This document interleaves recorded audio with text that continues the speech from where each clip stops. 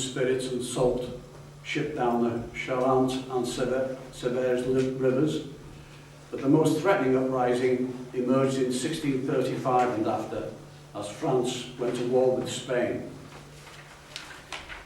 During the 5 years leading up to this conflict, taxes in France had tripled.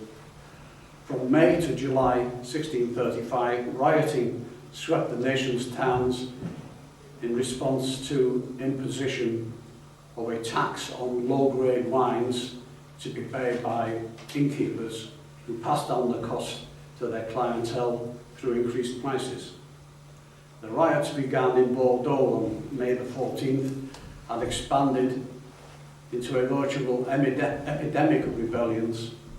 From then, through nearly 2 decades thereafter, the unrest persisted almost continuously. Rioting occurred in April of 1636 in Angoulême, but peace was quickly restored.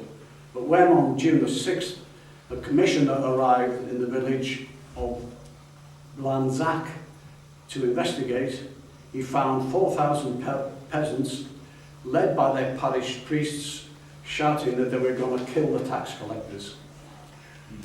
Armed with harquebuses, which is a primitive kind of rifle, and pikes, and led by fifers and fiddlers, the mob had arrested a surgeon from Bergerac, believing that he carried suspicious letters. They thought he might be amongst them to collect more taxes.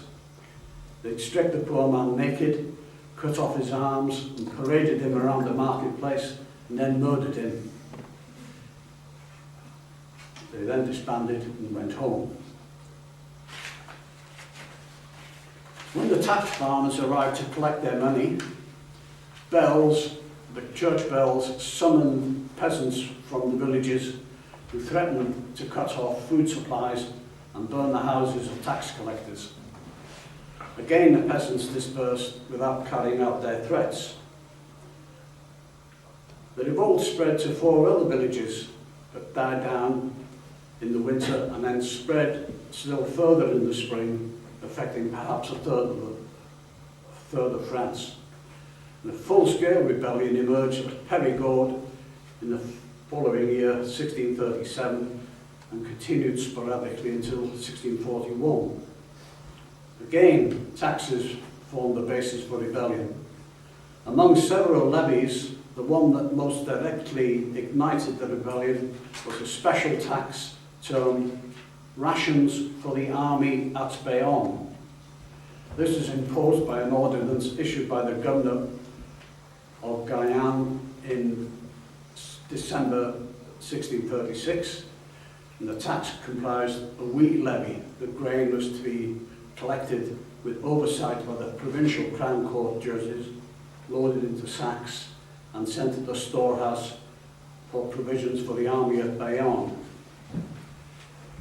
The first shipment began in February 1637, and given the current market value of wheat, the levy proved especially burdensome for the peasantry.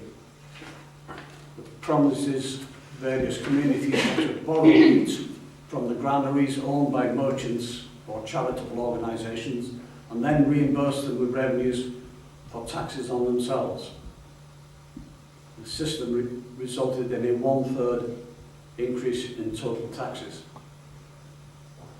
Restocking the storehouses proceeded slowly.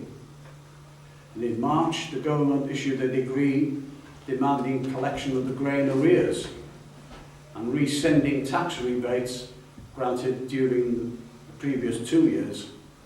Amongst the taxes reinstated by decree was a surtax used to provide remuneration for the tax collectors. So you had, not only did the tax collector come round to take more tax from you, you had to pay him for the privilege of handing your money over.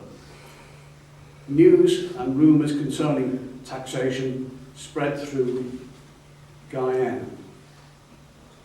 By April, 2 sergeants had to be deployed for the collection of taxes in Périgord, and their arrival goaded the peasants into revolt, and they were lynched on April the 22nd. The Périgord peasants chose as their leader Antoine de Puy de la Motte de la Forest, a member of the gentry, who issued a manifesto declaring he was taking up arms not to oppose the king, but to bring an end to exorbitant taxes. We have here what we might call a bit of class collaboration. With a well-disciplined army of 10,000, La Motte occupied the town of Bergerac. He then appealed to other towns in Périgord to refuse to pay the new taxes and duties on wine, and in fact to join the strike against payment of any taxes. He also announced that the district would not pay any taxes not agreed to by them.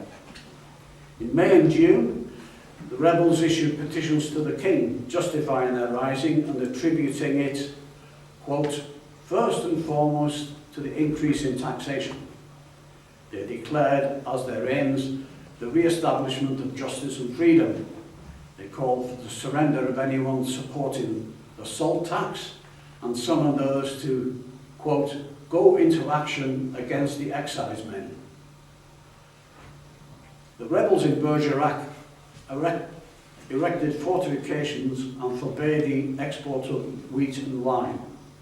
In late May, persuaded by a local baron, a man by the name of de Madilan, now one of the main leaders, the Crocons left the garrison in Bergerac and invaded Anganais, with Madilan commanding the vanguard and La Motte the main body of the army. Numerous market towns were quickly capitulated to them. On May the 23rd, the king sent orders to the provincial governor, the Duke of Epernon, to suppress the revolt by any means possible. The aged Epernon enlisted the aid of his son, the Duke of La Valette, who organised a force to march against the rebels and requested that commissioners be sent to try the rebels once he had defeated them.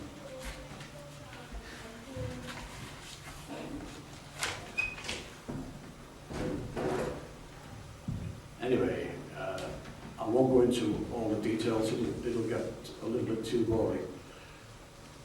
But anyway, the upshot was that the rebels were defeated, and about 1,500 rebels and 800 of La Valette's force were killed in the conflict. The victors took only about 40 prisoners,